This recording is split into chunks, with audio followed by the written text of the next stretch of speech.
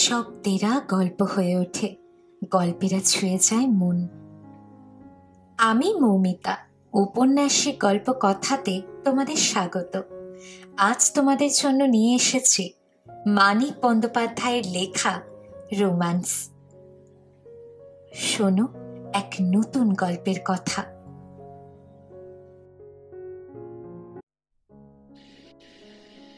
কলসি কাখে পাতলা ছিপছিপে একটি বউ বেগুন ক্ষেতের পাশ দিয়ে বাড়ি ফিরছিল। কলসির ভারে একটু সে বাঁকা হয়ে পড়েছে। পিতলের প্রকাণ্ড কলসি, মাজা ঘষা চকচকে। বউটির পরনের কাপড়খানি ভেজা, এখানে ওখানে গায়ে এঁটে গেছে, লটপট করছে। গড়ন পাতলা হলেও স্বাস্থ্য তার খুব ভালো। গায়ে রীতিমতো জোর না থাকলে অত বড় কলসির ভারে কোমর তার মুচকে যেতে পারত। সূর্য এখন প্রায় মাথার উপর। রোদের তাপে পায়ে চলা সরু পথটির পাশে ঘাসে ঢাকা মাটি পর্যন্ত তেতে গেছে। ভিজে গামছা ভাঁজ করে বউটি মাথায় বসিয়েছে। বেগুন ক্ষেতের পরে ছোটখাটো আম কাঁঠালের বাগান, গাছে গাছে বাগানটি জমজমাট। কিন্তু কেমন যেন শুকনো নিষ্ফল চেহারা গাছগুলোর। কয়েকটি গাছে শুধু কাঁচা পাকা দু চারটি আম ঝুলছে। বাগানের ওপাশে টিনের চাল আর দরমা বেড়ার বাড়ি আছে টের পাওয়া যায়। গাছের ফাঁকে ভালো করে চোখ পড়ে না। বাকি তিন দিকে দূর বিস্তৃত মাঠ আর ক্ষেত, এখানে ওখানে বাড়িঘর, গাছপালার ছোট ছোট চাপড়া বসানো। বেগুন ক্ষেতের চারিদিক নির্জন। দিন রাতে সব সময় কারো কারো এখানে কম বেশি গা ছমছম করে। বেগুন ক্ষেতের মাঝখান দিয়ে পুরানো পাঙাশে আল পাকার উর্দি কোলবালিশের সরু খোলার মতো প্যান্টালুন পরা মাঝবয়সী একটি লোক জোরে জোরে আম কাঁঠালের বাগানটির দিকে চলছিল। বারবার সে বউটির দিকে চেয়ে দেখছে। গোঁফ দাড়ি চাছা এবং কানের ডগা পর্যন্ত জুলপি তোলা। তার লম্বা ফর্সাটে মুখে চোখ দুটি বেশ বড় বড়, যদিও ছোট হলে মানাতো বেশি। বাগানে একটা কাঁঠাল গাছের নিচে সে বউটির পথ আটকালো। পাশ কাটিয়ে যাবার পথ অবশ্য চারিদিকে অনেক ছিল। পায়ে চলার যে সরু পথটি ধরে বউটি আসছিল, সেটাও কাঁঠাল গাছটির হাত তিনেক তফাৎ দিয়েই গিয়েছে। বউটি নিচেই সরে তার সামনে আসায় এগোবার আর পথ রইল না। ও মা, সুবল বাবু যে, এর নাম। এ তোমার কেমন ব্যবহার সুকময়ী? তোমারই বা কেমন ব্যবহার সুবল বাবু, দিন দুপুরে নাগাল ধরা। দু হাতে কানা ধরে কলসিটা সে নামিয়ে রাখল। যে কাখে কলসি ছিল তার উল্টো দিকে বেঁকে বেঁকে সোজা করে নিল কোমরটা। সুবলের ক্রুদ্ধ নালিশ ভরা দৃষ্টি দেখে একবার সে অপরাধিনীর মতো একটু হাসল। অবহেলার সঙ্গে কাঁধে ফেলা ভিজে আঁচলটি নামিয়ে ধীরে ধীরে ভাঁজ খুলে আবার ভালো করে গায়ে চড়ালো। গোড়ায় তো ডরিয়ে গেলাম, কোন মুখ পোড়া মুখ মারছে গো। শেষে দেখি মোদের সুবল বাবু। নিশ্চিন্তি হয়ে এখন সাঁতার কেটে চান করলাম। ফিক করে হেসে লজ্জায় মুখ নামিয়ে মৃদু স্বরে বলল, তোমার জন্যে, শুধু তোমার জন্যে। কাল ফিরে যেতে হলো তোমার? সুবল ক্রুদ্ধ কণ্ঠে বললে, কাল তো প্রথম নয়, ফিরেই তো যাচ্ছি। এলে না কেন কাল? রাত দুপুর তক শিশির তলায় মশার কামড় খেলাম, মা মনসা না করুন। দুহাত জড়ো হয়ে সুবলের কপালে ঠেকে গেল। সাপের কামড়ে মরবো একদিন। সুকময়ী আফসোসের আওয়াজ করল, বালাই ষাট, কিন্তু কি করি, টেনা যে ফিরে এলো গো। একবার জানান দিয়ে তো যেতে পারতে, সবাই ঘুমুলে পর। গুড়গুড়টি আধারে একটা মানুষ হা করে। ঘুমিয়ে পড়লাম যে, ওনার সাথে ঝগড়া করে কেঁদে ঘুমিয়ে পড়লাম। ঝগড়া হলো? বেশ বেশ, তা ঝগড়াটা হলো কি নিয়ে? স্বামীর সাথে মেয়ে মানুষের আবার কি নিয়ে ঝগড়া হয়? শাড়ি গয়না নিয়ে। সুবল হঠাৎ উত্তেজিত, উৎসুক হয়ে বলল, তুমি যত শাড়ি গয়না চাও, ইস, ফতুর হয়ে যাবে। ছায়ায় চাপা আলো লেগে সুকময়ীর পান খাওয়া দাঁতের ঘষা মাজা অংশগুলিতে ভোঁতা ঝকমকি খেলে গেল। ফতুর নয় হলে, মোর তরে ফতুর হতেই তো চাইছো তুমি হাজারবার, কিন্তু শাওরে স্বামী যখন শুধুই মুখে অবো শাড়ি গয়না কোথা থেকে পেলিল, কি জবাব দেব শুনি? বলবো নাকি কুড়িয়ে পেয়েছি গো মা, ঘাটের মধ্যে কুড়িয়ে পেয়েছি? তার চেয়ে এক কাজ করো, শিরিষ তলায় মশার কামড় খেয়ে তোমার কাজ নেই, শাড়ি গয়না পরে বেড়ালে কেউ যে শুধোবে তাতেও মোর কাজ নেই, এমনই কিছু করো। সুবলের মুখখানা লম্বাটে হয়ে গেল। তা জানি, তোর শুধু গয়না শাড়িতে মন। না গো না, গয়না শাড়ি আমি চাইনি, আমার মনটি তোমার। তাই যদি হতো সুখী হতো মানে? তুমি ভাবো গয়নার লোভে তোমায় মন দিয়েছি? কত গয়না দেবে তুমি? কত মুরত তোমার? কলিকাতায় নিয়ে সেজবাবু সোনায় মুড়ে রানী সাজিয়ে রাখতে চেয়েছিল, তা গিয়েছি আমি? আমি বলি না, যাকে মন দিয়েছি তার সাথে চুলোয় যাব, চুলোয় যদি যাই। বিশ্বাস হয় না না? বেশ তো, চলো এক্ষুনি যাই, এক কাপড়ে এক্ষুনি গিয়ে গাড়ি ধরি তিনটে, তুমিও ফকির আমিও ফকির। পাতার ফাঁক দিয়ে সুবলের সর্বাঙ্গে চাকা চাকা আলো আঁকা হয়ে গেছে। ভিজে গামছা দিয়ে সুকময়ী তার মুখ আর ঘাড়ের ঘাম সযত্নে মুছে দিল, কিন্তু সুবল খুশি হয়েছে মনে হলো না। সুকময়ীর কাছ থেকে এ এক রকমের ছোটখাটো আদর পাওয়ার বিশেষ দাম নেই, যেন পুরনো হয়ে গেছে। অমন যার মন হয় সে একটিবার শিরিষ তলায় আসে, কাল নিয়ে 4 বার ঠকালে আমায়। ও গো মা গো, ঠকালাম? আমি তোমায় ঠকালাম? ভেস্তে গেল তো, কি করবো আমি? হাত পা বাঁধা মেয়ে লোক বই তো নয়, ঘরের বউ পরের দাসী, কি ক্ষমতা মোর আছে বলো? তোমায় ঠকাবো? তোমার জন্য মরণ হয়েছে আমার, কিছু ভালো লাগে না সুবল বাবু। একদণ্ড ঘরে মন বসে না, মায়েরই বলছি, কালের দিব্যি মনে করে কি দূর ছাই, ঘর সংসার ফেলে তোমার সঙ্গে পালিয়ে যাই।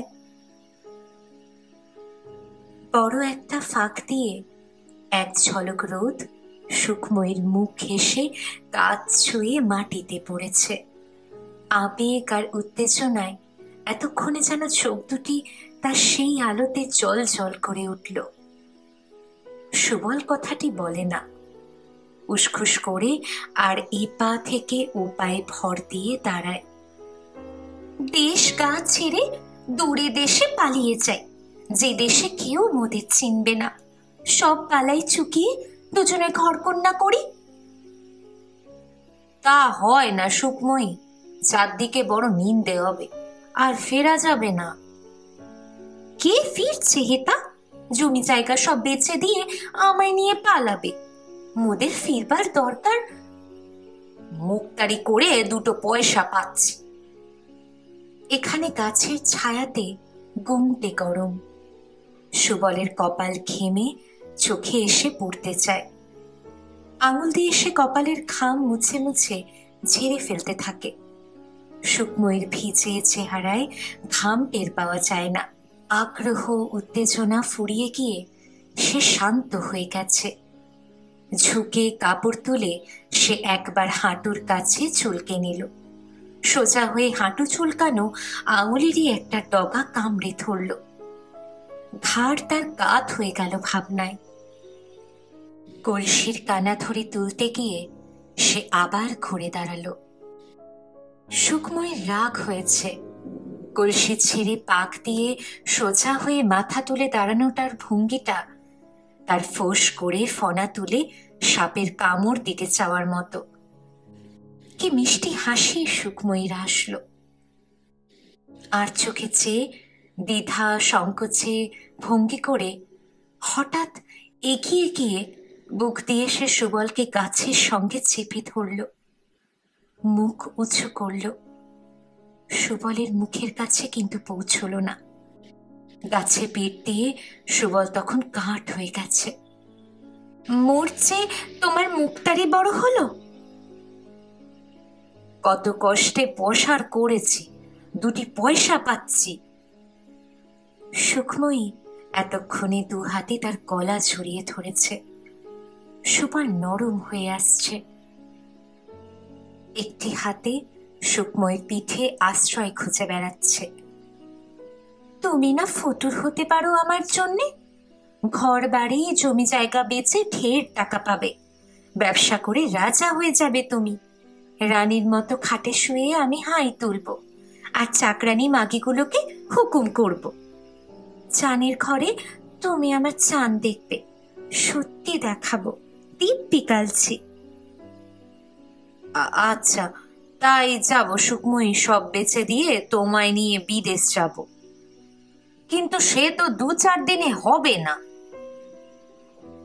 মুখতারি চান বটে তুমি সুবল বাবু, দাঁড়াও আমি আসছি কলসি রেখে।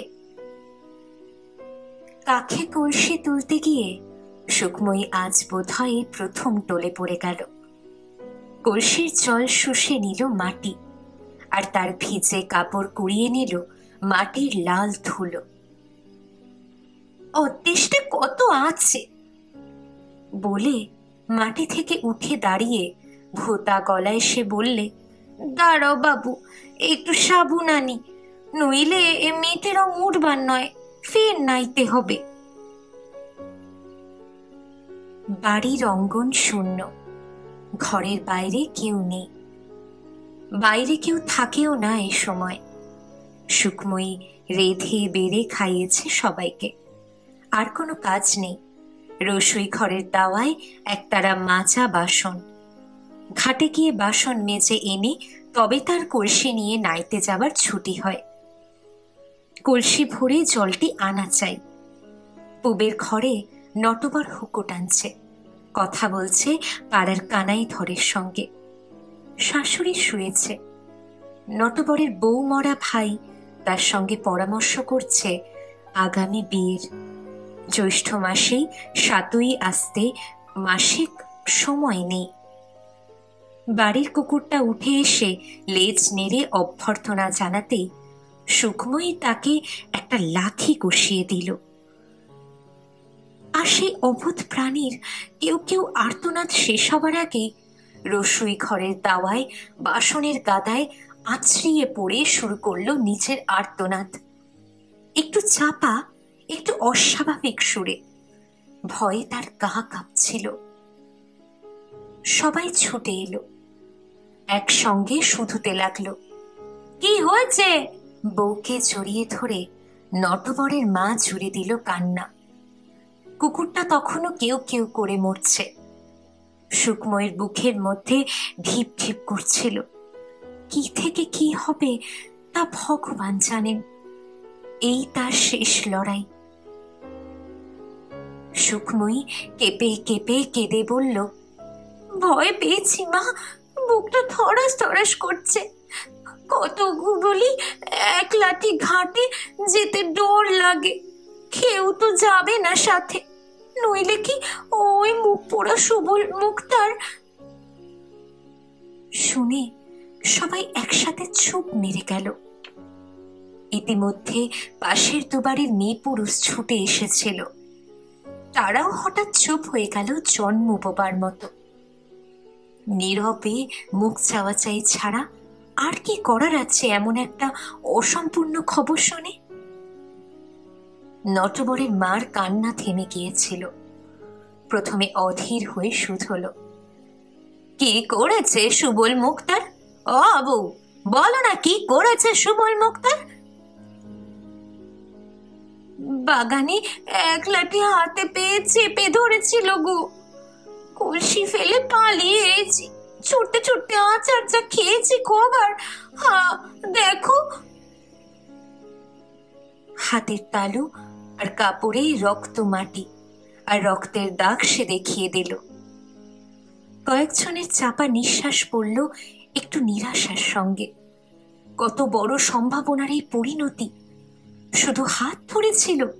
দুপুরবেলা জনহীন বাগানে মেয়ে মানুষকে নাকালে পেয়ে শুধু হাত ধরেছে সুবল মুক্তার। মামলা মোকদ্দমা হবে না, ব্যাপারটা চাপা পড়ে যাবে আজকালের মধ্যে। এ কি একটা ঘটনা! তবু সবাই ছি ছি করে সুবল মুক্তারকে গাল দিলে। বাগানে গিয়ে তাকে শাসন করে আসার কথাটা কেউ একবারও ভাবলে না, বললেও না। শেষে সুখময়ীকেই ঝাঁজ দেখিয়ে বলতে হয়, ও ঠাকুরপো, দাঁড়িয়ে শুধু জটলা করবে তোমরা? যাও না, দুঘা দিয়ে এসো না বজ্জাতটাকে। নটবরের মা বলে, চুপ কর মাগি, চুপ কর। কেন চুপ করব? আমার হাত ধরবে, তোমরা তো চুপ করে শুয়ে যাবে।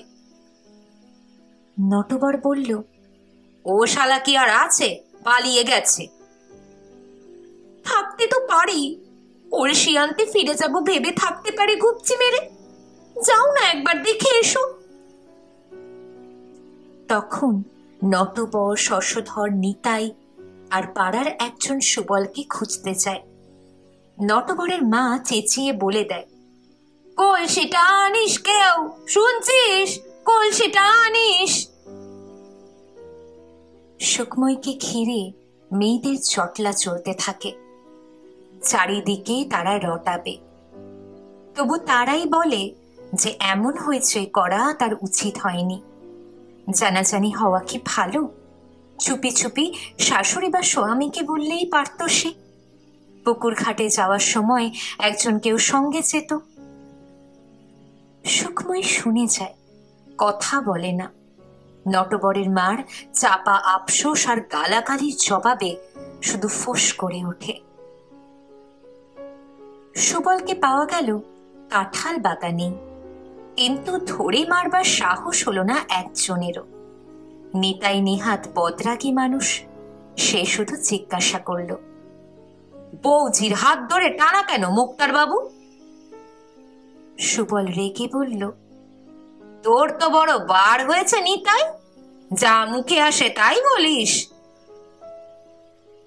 শশধর মৃদুভাবে সাবধান করে দিল, আর যেন এসব না ঘটে মুক্তার বাবু। সুবল আর কথা না বলে হন হন করে এগিয়ে গেল। মুখখানা তার একেবারে ফ্যাকাশে হয়ে গিয়েছে। সুখময়ী ফুরিয়ে গেল, চিরতরে সরে গেল তার জীবন থেকে। একটু কলঙ্ক তার রটবে, কিন্তু তীব্র অস্বীকারের জোরে সে তা উড়িয়ে দিতে পারবে। কিন্তু আবার যদি এমন কিছু ঘটে, দুর্নাম তার জোর পাবে। বড় একটা মামলা ছিল সুবলের এ সময়। মনটা একেবারে খিচড়ে গেল। না, মনটা একটু শক্ত করতে হবে তার। সবে প্র্যাকটিস জমেছে। বাকি দিনটুকু ছোট মহাকুমা শহরের চারিদিকে যে তার নামে ঢিঢি পড়ে গেছে, সেটা সুখময়ী টের পেল সন্ধ্যের পর নটবরের হাতে বাখারি খেয়ে। বাকি দিনটা বাড়ির সকলের মুখ ভার করে থেকেছে। তাকে বাদ দিয়ে করেছে জটলা। বিকেলে আড্ডা দিতে বেরিয়ে সন্ধ্যার পর মুখ অন্ধকার করে নটবর ফিরে এলো।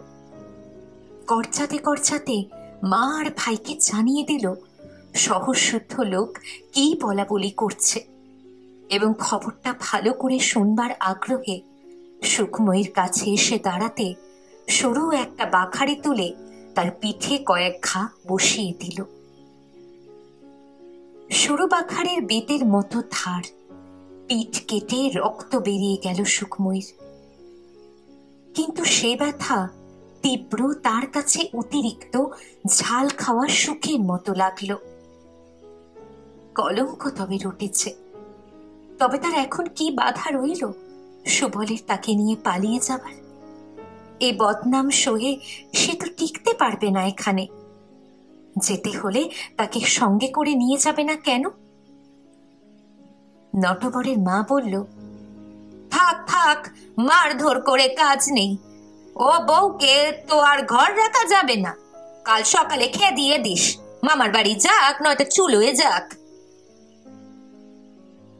শুনে একটু ভাবনা হলো সুখময়ীর। সত্যি তাকে তাড়িয়ে দেবে নাকি? গালাগালির জন্য সে তৈরি হয়েই ছিল, তার উপর নয় কিছু মারধর হয়েছে। কিন্তু খেদিয়ে দিলে তো মুশকিল। সুবলের যদি বেশি রকম রাগ হয়ে থাকে, তাকে যদি সঙ্গে করে নিয়ে যেতে না চায়, পুরুষের মন তো বিগড়ে যেতে কতক্ষণ। তবে তো তার একুল ওকুল দুকুলই যাবে, মাথা গুজবার ঠাঁই থাকবে না জগতে। মামা কি ঠাঁই দেবে তাকে? মামারও তো শুনতে বাকি থাকবে না এ কলঙ্কের কথা। ভাবে আর সুবলের প্রেমে বিশ্বাস হারিয়ে সে পিঠের জ্বালায় কাতরায়। চুলোর ধোঁয়ায় চার চোখ চলে, ভাতের হাঁড়ি বাষ্পে জগৎ ঝাপসা হয়ে যায়। আগুনের আছে মাঝে মাঝে শরীরটা শিউরে ওঠে, জ্বর আসবার মতো উদ্ভট শিহরণ। জল ছুতে গিয়ে গা ছমছম করে। জ্বর কি একটু এসেছে তাহলে তার? সকলকে ভাত দিয়ে হেসেল তুলে খাওয়ার অনিচ্ছা নিয়ে খিদের চালায় কিছু খায়। রসুই ঘর বন্ধ করে কুপি হাতে উঠোন পেরিয়ে ঘরের তাওয়ায় কুপিটা নিভিয়ে রেখে ঘরে ঢুকে। চৌকিতে বসে নটবর তামাক টানছে। কাল তাকে খেদিয়ে দেবে নটবর। এতকাল সোহাগ করে কাল তাকে দূর করে দেবে। সুবলের সঙ্গেই পালিয়ে গিয়ে বা তার লাভ কি? বউকে যদি মানুষ খেদিয়ে দিতে পারে, দুদিন পর সুবল কেন তাকে ফেলে পালাবে না? নটবরকে একটু নরম করবার চেষ্টার কথা মনে আসে, কিন্তু সুখময়ী উৎসাহ পায় না। রাগ কমিয়ে কতবার সে নটবরের সোহাগ আদায় করেছে। কৌশল তার অজানা নয়, কোনোদিন ব্যর্থ হয়নি। আজ সে মনেও জোর পায় না। বাখারির মার খেয়েছে বলে নয়, মার খেলেও মাল বাঁচিয়ে সোহাগ যাচা যায়। নিজের উপরে আজ তার বিশ্বাস নেই। নিজেকে কেমন রূপহীনা কুৎসিত মনে হচ্ছে। তার যেন কাঠির মতো সরু আর কাঠের মতো শক্ত দেহ। কি দিয়ে সে নটবরকে নরম করবে? তার চেয়ে শুয়ে পড়া ভালো। মাথা ঘুরছে, পিঠ জ্বলছে, শরীর ভেঙে পড়েছে। চুপ করে শুয়ে চোখ বুঝে রাতটা কাটানো যাক। সুবল নটবর সকলে ভরসাই তার ফুরিয়ে গেছে। কি হবে? আকাশ পাতাল ভেবে চৌকিতে উঠতে তার ভরসা হলো না। মেঝেতে মাদুর বিছাতে গেল, তখন কথা কইল নটবর, দৌড় দে, হুকোটা রাখ। সুখময়ী দুয়ার বন্ধ করে হুকোটা রেখে মাদুরে শুয়ে পড়ল। পিঠে ব্যথা হচ্ছিল, মনে খেয়াল ছিল না। অভ্যেস মতো চিত হয়ে শুয়েই মৃদু আর্তনাদ করে সে পাশ ফিরল। চৌকিতে বসে প্রদীপের আলোতে নটবর তাকে খানিক দেখলে। পা গুটিয়ে কি অদ্ভুত ভঙ্গিতে বউটা তার শুয়েছে। পিঠে ব্যথা হয়েছে নাকি বউ? গোসা হয়েছে? আর মারবো না তোকে। কোন শালা তোর গায়ে হাত তোলে? আমায় কাল তাড়িয়ে দেবে? দূর পাগলি, ও কথার কথা বলেছিলাম, তোকে ছেড়ে কি থাকতে পারি? সুখময়ী নিজেই স্বামীকে বুকে টেনে নিয়ে দাঁতে দাঁত লাগিয়ে চোখ বুঝল। মাদুরের খসায় পিঠ যেন তার কড়া চলতে লাগলো অনেকগুলি। একবার অজ্ঞান হয়ে গিয়ে আবার চেতনা ফিরে এলো, তবু সে শব্দ করল না।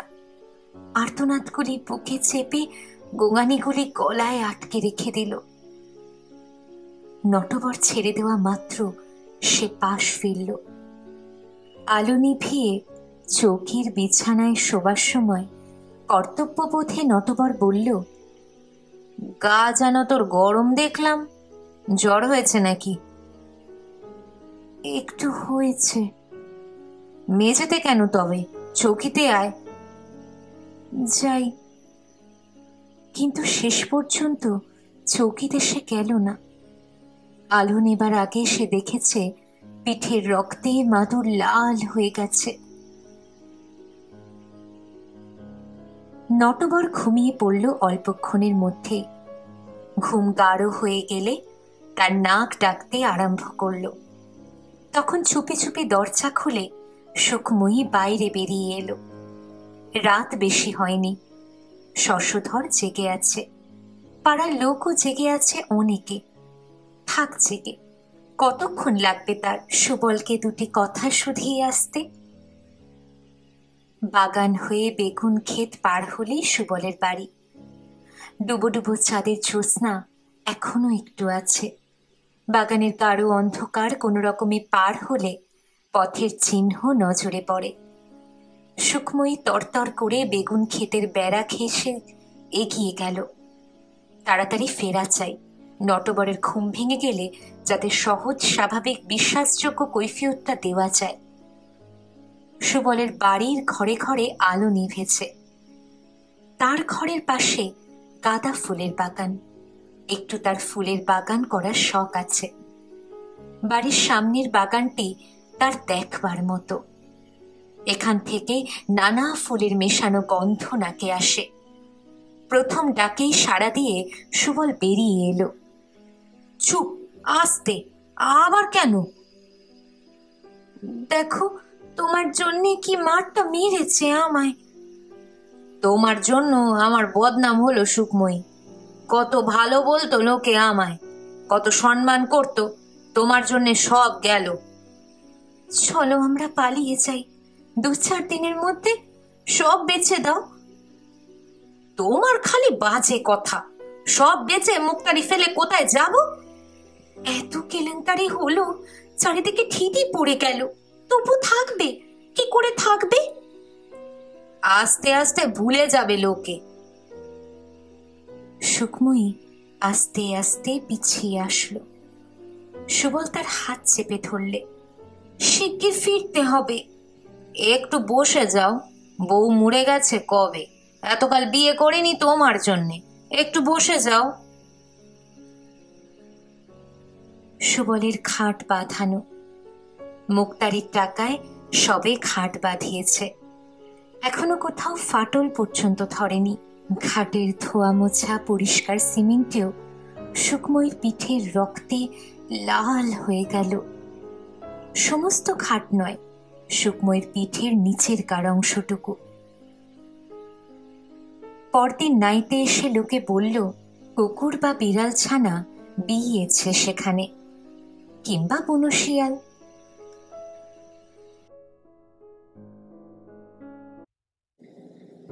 শেষ হলো আজকের গল্প রোম্যান্স। লিখেছেন মানিক বন্দ্যোপাধ্যায়। এই গল্পে প্রেম নেই, আছে প্রত্যাখ্যান ও ব্যবহার। শরীর ও সম্পর্কের মধ্যে যদি ভালোবাসা না থাকে তবে সেটা কিসের রোম্যান্স? আপনাদের কি মনে হয় তা অবশ্যই আমাকে কমেন্টে জানাবেন। গল্পেরা শুধু শোনা যায় না, অনুভব করতে হয়। আর সেই অনুভূতি তোমাদের সঙ্গে ভাগ করে নিতে আমি আছি উপন্যাসিক গল্পকথাতে। এই গল্প যদি সত্যিই তোমাকে ছুঁয়ে যায়, একটা লাইক দিও, কমেন্টে তোমার মতামত জানাও, আর প্রিয়জনদের সঙ্গে শেয়ার করো। সাবস্ক্রাইব করে বেল আইকন অন করো, যেন পরের গল্পের প্রথম শ্রোতা তুমিই হও। আজকের মতো এখানেই শেষ। কিন্তু গল্পেরা তো শেষ হয় না, তারা নতুন করে জন্ম নেয় প্রতিবার। তাই আবার দেখা হবে নতুন গল্পে। ধন্যবাদ।